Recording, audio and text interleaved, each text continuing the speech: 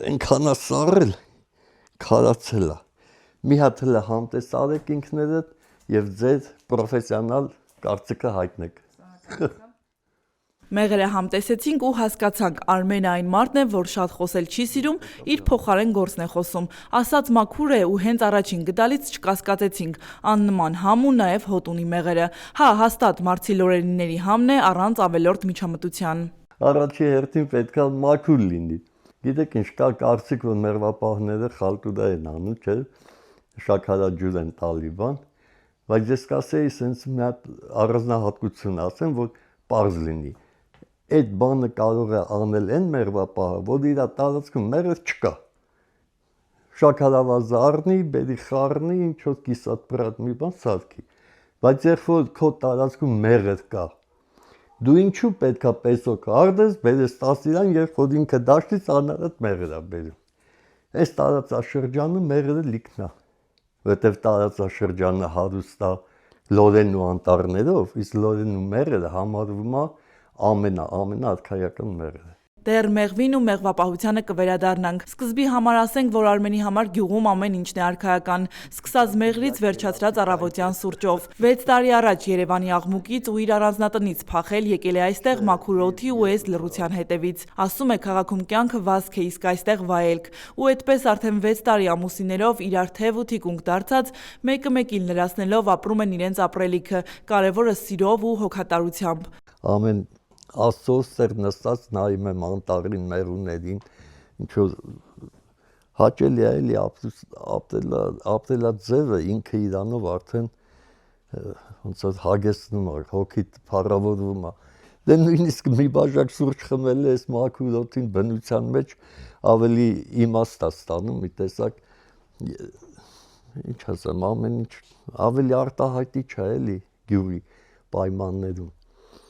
Զրուցակցիս համար փաստորեն այս Անդորը իսկապես փրկություն էր։ Ծնունդով երևանցի է, բայց հոգով վաղուց արդեն լոռեցի։ Դեռ 90-ականներին, երբ շատերը քաղաքի լույսերն էին ընտրում, ինքն ու կինը թողեցին Երևանն ու գնացին Արցախ։ 30 տարի քարը-քարին դրեցին, շենացրին, դաս տվեցին ու համայնք պահեցին։ Բայց 2020 թվականի պատերազմը ամեն ինչ տակնու վրա արեց։ Տունն ու դժվարությամբ ստեղծածը մնաց այն կողմում։ Իսկ իրենք ստիպված եկան Երևան, այնտեղ, որտեղից Արցախ էին գնացել ետ չգալու ամուր մտադրությամբ։ Թվում էր վերջ տեղ հասան, բայց Արմենի սիրտը այդպես էլ չտեղավորվեց քաղաքի աղմուկի մեջ։ Չկարողացավ հաշտվել, որ երբ իրենք Արցախի կարոտից կորստից տակնու վրա էին լինում, ամիս էլ չանցած իրենց պատուհանների տակ տոներ էին, ռեստորանային հրավառություններ եւ այլն։ Ու հենց այդտեղ էլ կտրվեց Արմենի ու քաղաքի միջև գործող վերջին թելը, արմանք-զարմանքի մեջ թողնելով ծանոթ բարեկամներին։ Եթե ցանկալի է, կարող եմ պատմել ինչի համար կոնկրետ ես չմնացի Երևանում, երբ որ քայլում էի Երևանի փողոցներում դեկտեմբեր ամսին մեքենաների մեջի երաշտությունից լացս գալիս էր։ Իմ տան բարձունքից նայում էի, մեր տան ներքևը Նորքում եմ ես ապրում, սեփական տունն է։ Նրա ներքևը Բելաջո ռեստորանն է, մասիվ գնացող ճանապարհին։ Դեկտեմբերի 31-ին սայլուտ խփեցին։ Հենց 20 թվականի դեկտեմբերի 31-ին սայլուտ էին խփում։ Էն էլ կինս վկա թող ասի, ամբողջ մարմնով դողացել եմ ու լացել եմ։ Ասի ես այդտեղ չեմ մնա։ Այս մասայի մեջ ես չեմ կարող ապրեմ։ Ու անմիջապես մի 10 օրվա մեջ մանեկա տեղը գտանք ու տեղափոխվեցի այստեղ։ Ու երբ հավաքեց ճամպրուկներն ու կնոջն ասաց գնում ենք գյուղ, շատերը կարծեցին, թե այս մարդը խռովել է աշխարհից։ Ընկերներն ու բարեկամները հերթով փորձում էին հետ պահել, համոզել, որ քաղաքի տունը թողնելն ու անտառի խորքերը գնալը մեղմ ասած այնքան էլ խելամիտ չէ։ Դեռ ավելին տղաներն էլ, որոնք ապրում են օտար երկրներում, հոր որոշումը սկզբում այդքան էլ լուրջ չընդունեցին։ Դե մտածեցին Արցախի ցավի կորստից է կանցնի կվերադառնա։ Ու քանի դեռ Արմենը մոտկորի մաքուր անկյուններում տուն ու տանիք էր փնտրում, տղաները հերվից բարի կատակներով էին համեմում հոր նորաթուխ ու մի քիչ էլ էկզոտիկ թվացող ծրագրերը։ Տղայիս որ ասեցի գնացել եմ Մարս եմ գնում ապրելու, Մարս։ Նույնիսկ ծիծաղած ասեց այ հետ սաղաշխարը մանեկա տեղ չգտա, հմել Մարս ես գնում։ Մարս մոլորակ էլի։ Ու հետո շատ ինչքան ընկերություն ունեմ, բոլորը մի քանի անգամ եկել են, ընտանիքներով են գալիս, կրակ ենք վառում, ուրախանում ենք, մի երկու բաժակ էլ խմում ենք։ Հարազատներս բոլորը անխտիր եղել են, ընկերներս անխտիր, բոլորը։ Հասկանում են, թե ինչու եք մինչև հիմա այստեղ կպտել։ Հա, հիմա արդեն հասկանում են, ասում են կյանքում միակ խելացի քայլն է։ Ու երևի ճիշտ են ասում, որովհետև գյուղում մի բան կա, որ ոչ մի քաղաքում, ոչ մի շքեղ առանձնատանը չես գտնի։ Այդ այն զգացողությունն է, երբ առավոտյան դուրս ես գալիս պատշգամբ ու հասկանում, որ աշխարհի հետ հաշտ ես, որ ոչ միտեղ չես ուշանում ու ոչ մեկի հետ չես մրցում, ու քո միակ գործընկերը այս անտառի մեղուներն են։ Արմենի համար հենց սա է երջանկության բանաձևը՝ տիրություն անել այն ամենին, ինչը շնչում է, աճում ու բազմանում իր ձեռքի տակ։ Այս փակերը, այս հատվածը, նայեք, ընդեղ եթե թազա է, նոր է մայրը ձվածկել, սրանք արդեն թրթուր են, փակ են, սրանք մի քանի օրից դուրս են գալու։ Նոր մեղուներ։ Հա, այս այն սեզոնն է, որ հին մեղուն, որ աշնանից ապրել է, հին մեղուն մահանում է, ոնց որ ասած, տիրություն անում մինչև առաջի պարտիա ջահելները ծնվում են, իրանք սատկում են, նոր ծնված մեղուն շարունակում է։ Ու քանի դեռ մատղաշ մեղուները պատրաստվում են իրենց առաջին թռիչքին, Արմենը մտքով հետ է գնում այնտեղ, որտեղից ամեն ինչ սկսվել է։ Մեղվի բզոցը նրա համար մանկության ամենաքաղցր հիշողությունն է։ Սևանի ափին խփված վրաններն ու պապական փեթակների տաքությունը, որոնք տարիներ անց իր հետ տարավ Արցախ, իսկ հիմա էլ բերել հասցրել է մարզ։ 6 տարվա ընթացքում 4 մեղվա ընտանիքը հասցրեց 40-ի։ Դեռ ավելին, այնինչ տեսնում եք, բոլորը նրա ձեռքի ու մտքի ճարպկության արդյունքն է։ Նաև մեղվա փեթակներն են իր ձեռքի աշխատանքը։ Հետաքրքիր բան ասեմ ձեզ, բանի իմ պապին էլ, հայրս էլ մեղու պահել են։ Պապիս ու տատիս համալսարանի առաջի շրջանավարտներից են եղել, հենց եթե ոչ, հենց առաջի շրջանավարտները։ Ամառ արձակուրդներին մեղուներ էին բանամ, տանում էին դաշտ, մենք էլ երեխա էինք, պալատկա էին խփում, վրանների տակ այդտեղ ոնց էլ հանգստանում էինք։ Պապիկը որ մահացավ, այդ էստաֆետը ոնց որ հայրս վերցրեց, ամառվա մայրիկս էլ դպրոցից ազատվում էր, գնում էինք պալատկեքով, տենց Սևանի ափին, մի քանի հատ մեղու էր դնում, տենց ժամանակ էինք անցկացնում, այդ հիշողությունը տենց պահպանվել է։ Ես իմ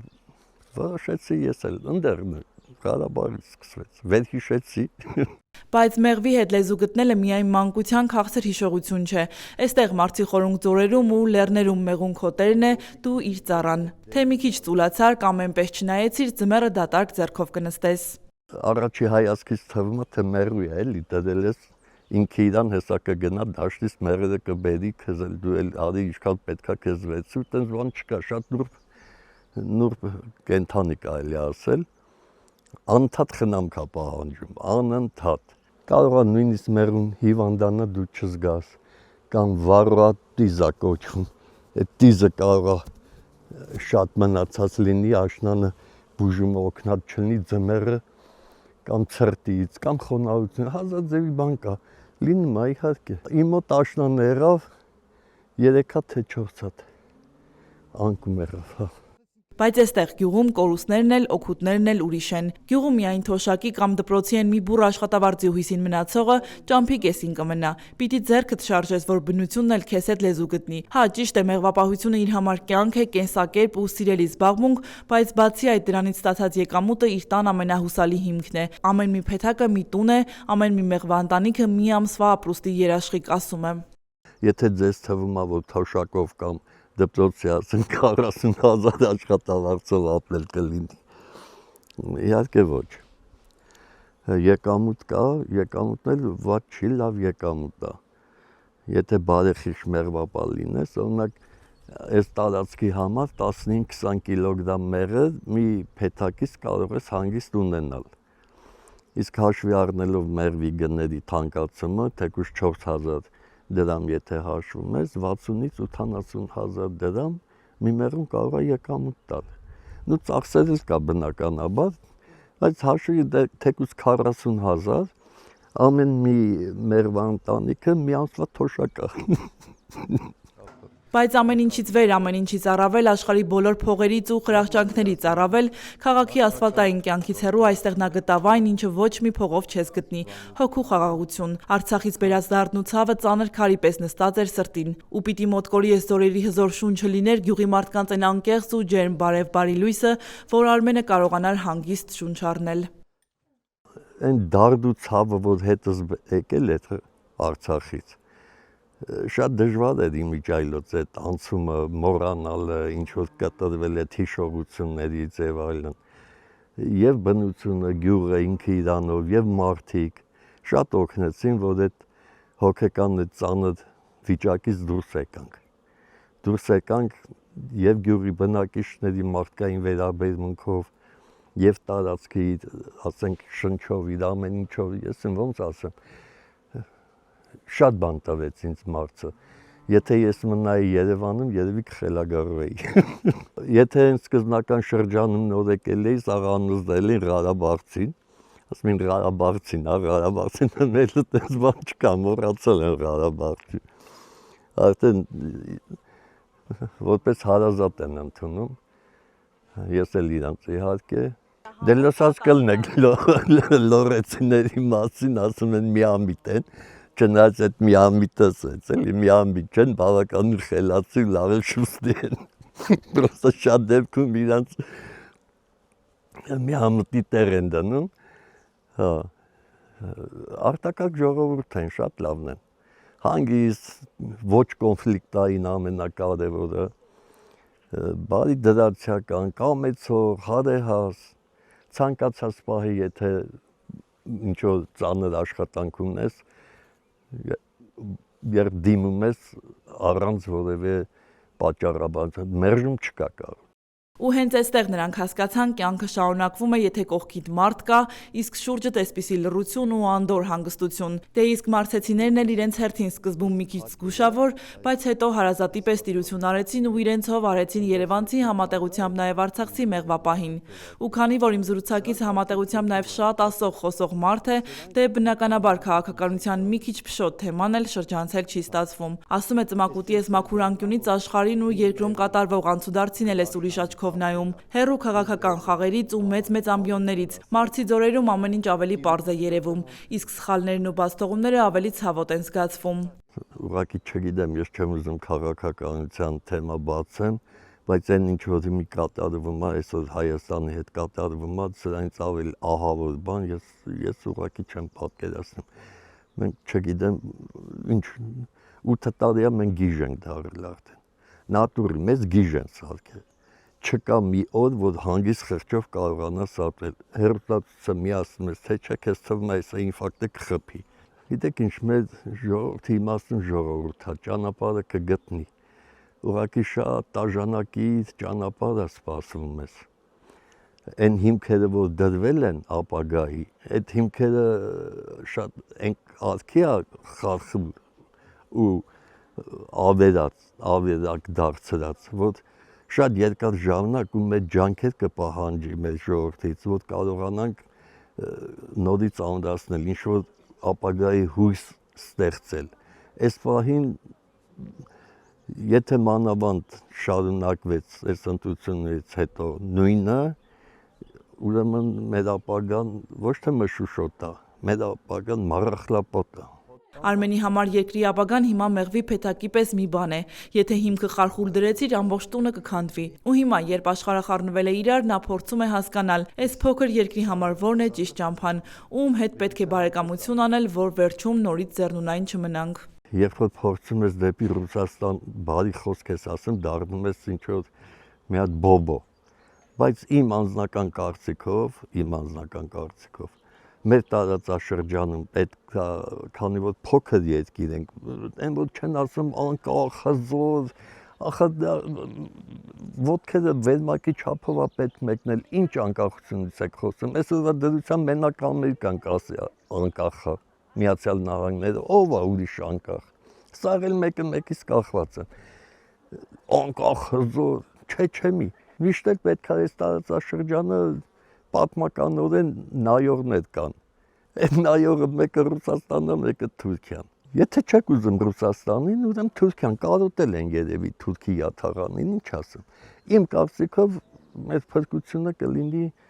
երբ որ վերականգնվի նորմալ հարաբերություններ Ռուսաստանի հետ։ Ընտրության գնալիս էլ թող վերլուծեն, մտածեն երկրի ու նրա ապագայի մասին, հետո նոր քվեարկեն, ասում է։ Գուցե այս խոսքերը շատերի դուրը չգան, միգուցե շատերի աչքից էլ ընկնի, բայց լռելն իր տեսակը չէ, ասում է զրուցակիցս։ Ու քանի դեռ մեծ քաղաքներում մարդիկ իրար սևացնելով ու իրար վրայով անցնելով առաջ են վազում, 68-ամյա մանկավարժը Մարսի ձորերում փորձում է փրկել իր սեփական աշխարհը։ Այնտեղ, որտեղ քաղաքականությունն ավարտվում է ու սկսվում է բնության անխարդախ օրենքը։ Հեռու աղմուկից ու մեծ ամբիոններից Արմենն իր մի բուռ հանգստությունը գտել է հենց այստեղ, իր ձեռքով ծարքած փեթակների կողքին։ Սա է, օրերով գալիս եմ նա տաբուրետ կստեսակ, ոտքերս քանով ցավում են, տաբուրետ կդնում եմ։ Լսում ես օրինակ այս ձայնը ձեզ լսում եք չէ՞ մերուները, այնքան հանգստացուցիչ է կոնկրետ իմ համար, չգիտեմ։ Սենց զբաղվում ես, աշխատում ես կտրվել ես ամեն ինչից։